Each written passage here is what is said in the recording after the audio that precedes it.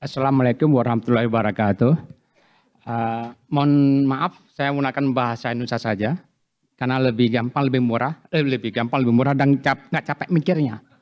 Kalau pakai bahasa Inggris, saya harus terjemah dari bahasa Aceh ke bahasa Indonesia ke bahasa Inggris 3 kali. Dan kalau mau marah-marah pun, caci maki lebih enak pakai bahasa daerah. Orang nggak tahu.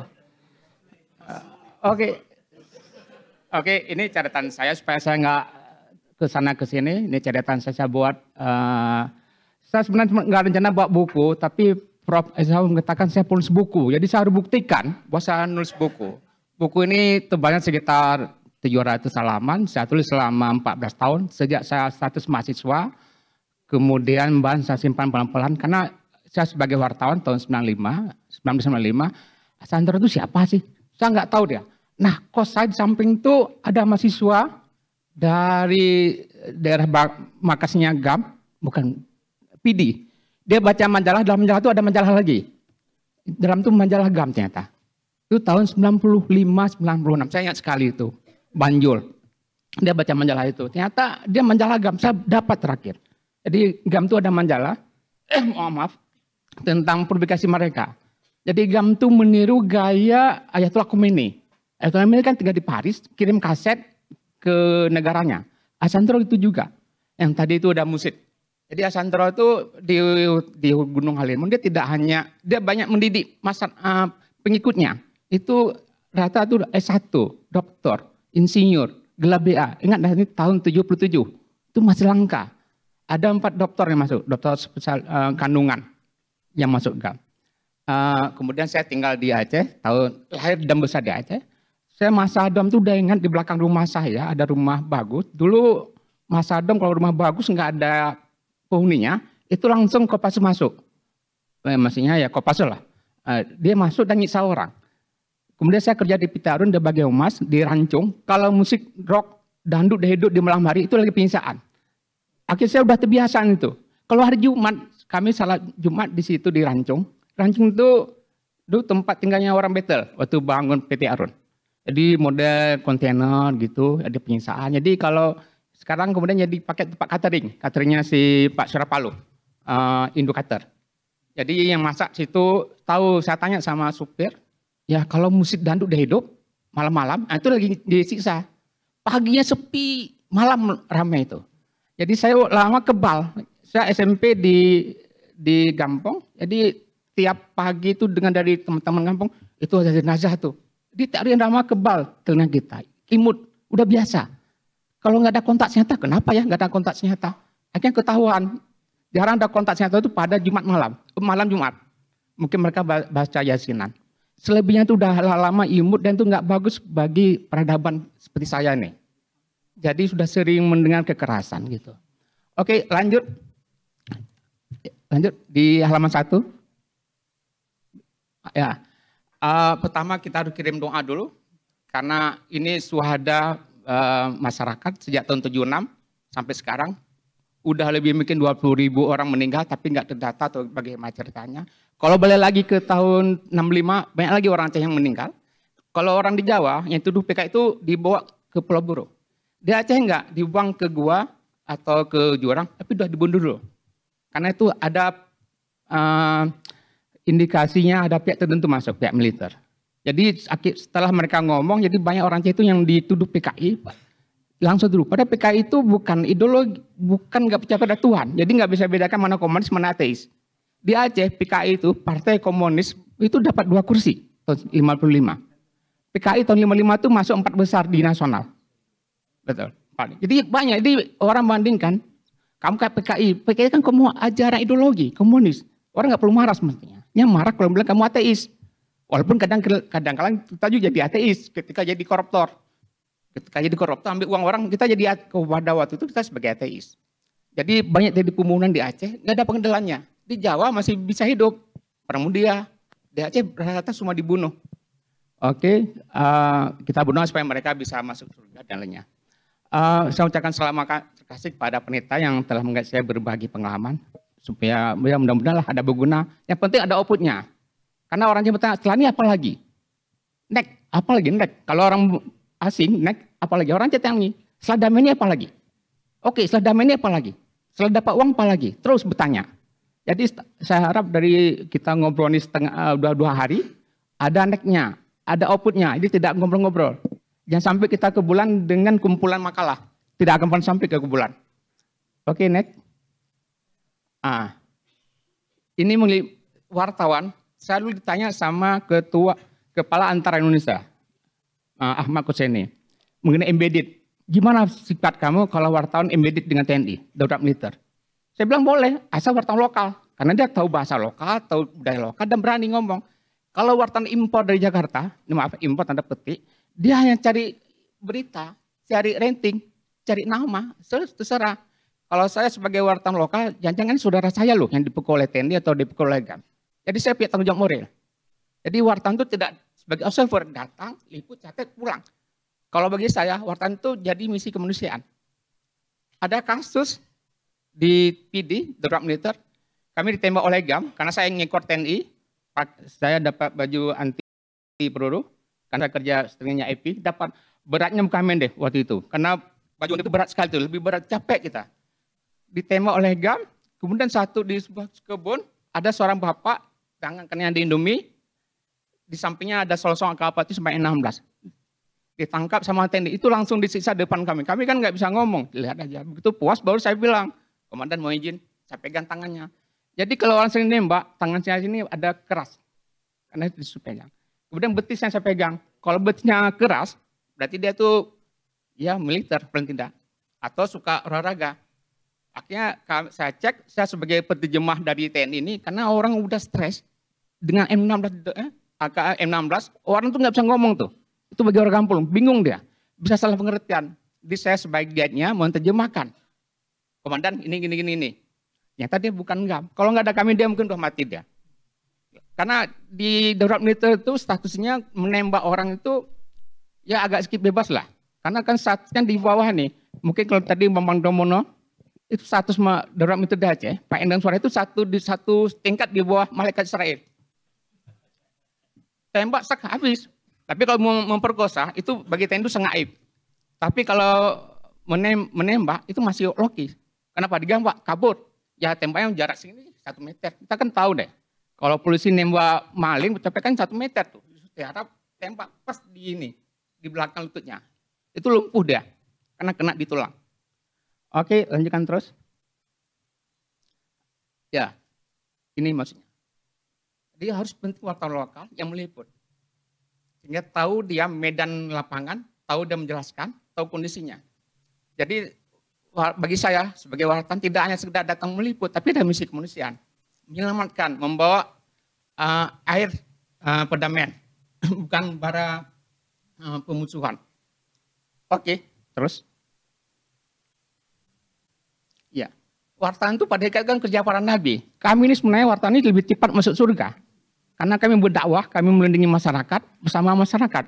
Jadi yang Mas Adi bisa mungkin sepakat dengan saya, kalau wartawan itu bersama orang tindas itu bisa dilakukan oleh negara, bisa juga oleh masyarakat sendiri.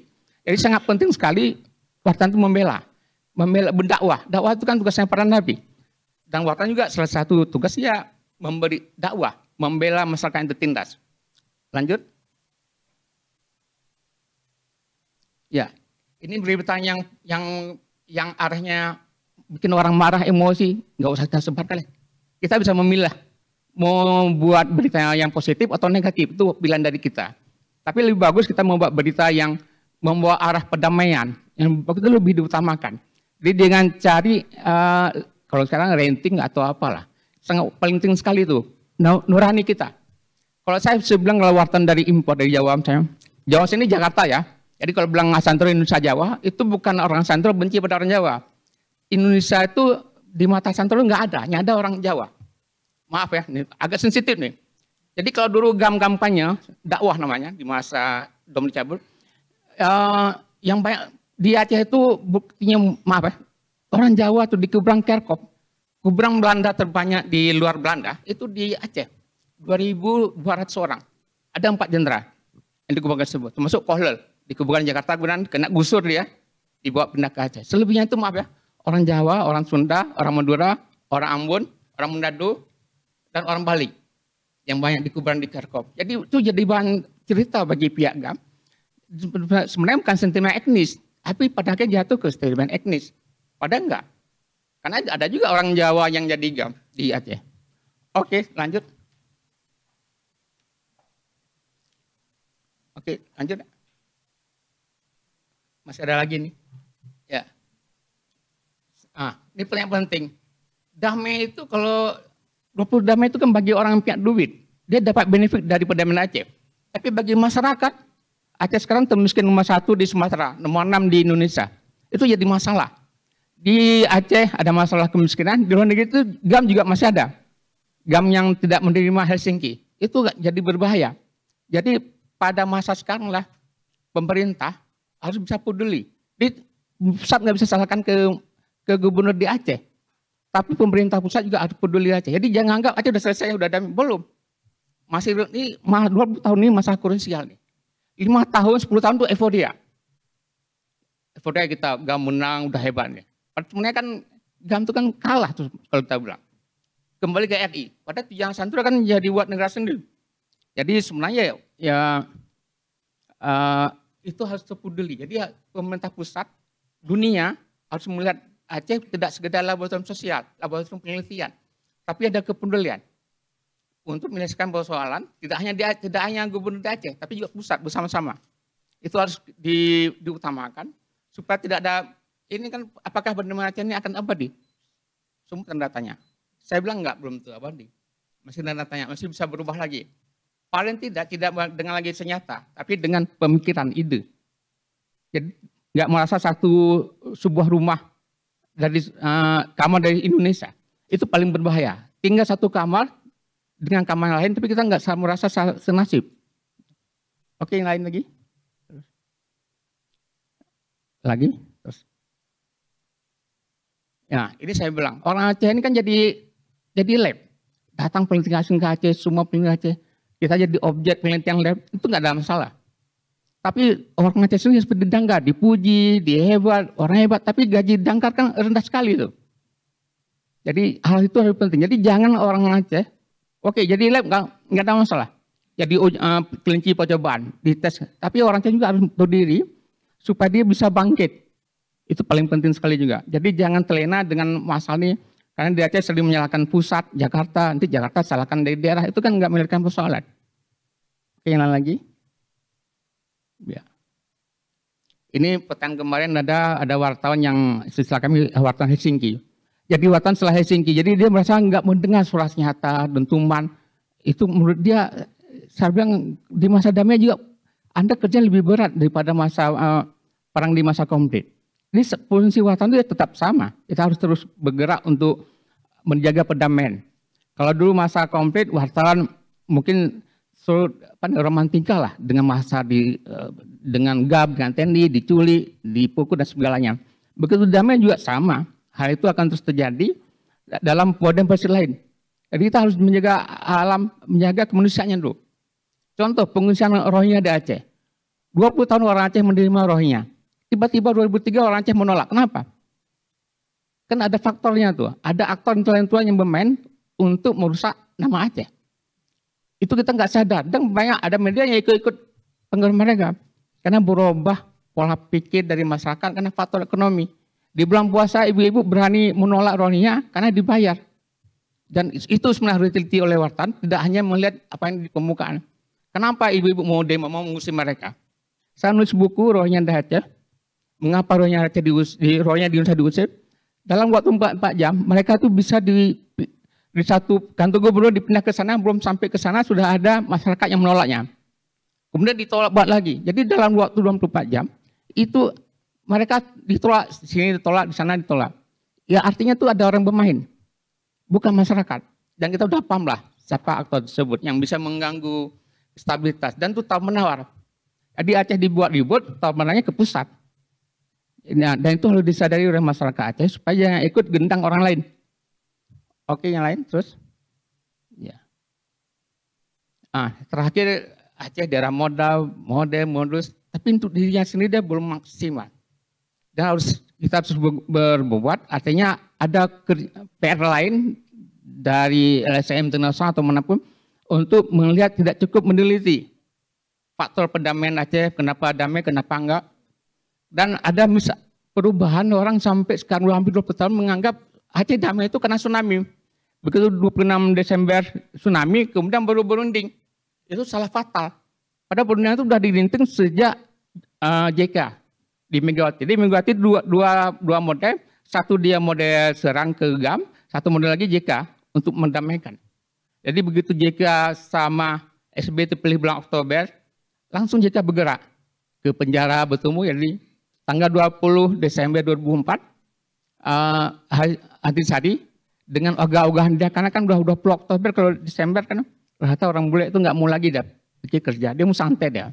Dia kirim fax ke GAM, kirim fax ke RI sekitar tanggal 20 Desember. Kemudian jadi tsunami 26 pada hari Minggu. 27 Januari 2005 jadi perundingan. Perundingan pertama itu tidak ada orang Jawa. Ini ada orang Bugis, orang Hindu, orang Bali, satu lagi orang Aceh, Pak Sopyan Jalil. Itu sebagai mata-mata, jadi kalau orang ngomong bahasa Aceh, ada Pak Sopyan Jalil yang tahu apa ucapannya. Istilahnya mata-mata lah kalau istilahnya itu. Jadi sejarah yang tidak dipahami, terus menganggap karena tsunami, maka berada mau ribut lagi, nanti ada tsunami lagi. Jadi tsunami itu dianggap sebagai bencana. Maksiat menyebabkan tsunami. Itu pola pikir yang salah. Jadi tolak syariat Islam, nanti ada tsunami lagi. Jadi hal gitu, pola pikir yang berubah, yang sampai sekarang masih terpikir, orang berpikir bahwa Aceh berdamai karena tsunami. Kalau kena tsunami, maka Sri Lanka juga akan damai juga. Karena ada beberapa negara terdampak tsunami. Tapi yang berdamai cuma di Aceh. Dan RI dan GAM baru berdamai, kalau nggak damai, bantuan asing nggak bisa masuk ke Aceh. Itu ada statement dari UN. Kalau GAM, RI nggak damai, maka kami nggak akan bantu Aceh. Karena lagi 2005 itu masih ada kontak senjata. Yang tadi dikatakan oleh Mas Arief, Pak Riazuzu, itu daerah Loknga kalau nggak salah. Dia menembak. Gitu. Oke, terus yang lain. Ya. Inti perdamaian adalah kemakmuran. Sering perang dunia disuruh perang di dunia itu jadi karena memperlukan spekulasi, karena ekonomi. Kalau enggak bukan faktor ekonomi, faktor harga diri, marwah. Tapi sering faktor duit, faktor ekonomi, faktor gas, minyak. Itu menyebabkan orang bertempur. Yang terakhir, ini belum habis. Ya, terima kasih. Assalamualaikum warahmatullahi wabarakatuh.